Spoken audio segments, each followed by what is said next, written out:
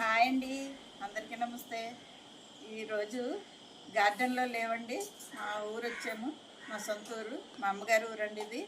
ఇక్కడ మామిడి తోట మా అమ్మగారు మాకు ఇచ్చారు. ఆ తోటలో కాయలు అన్నమాట ఇవి.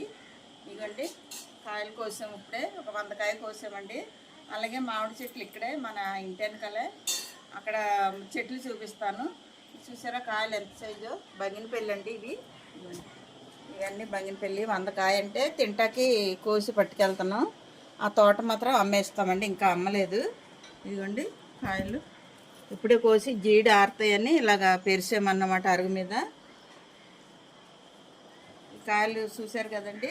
మనం ఇప్పుడు తోటలోకి వెళ్దాం. ఇదేనండి తోట, మన తోట అమ్మగారు ఇచ్చిన తోట అండి. ఇప్పుడు నాకు ఈ బంగినపల్లి అన్నమాట. ఇదంతా బగినపల్లి తోట. ఈ తోట అంతా ఒకసారి చూడండి.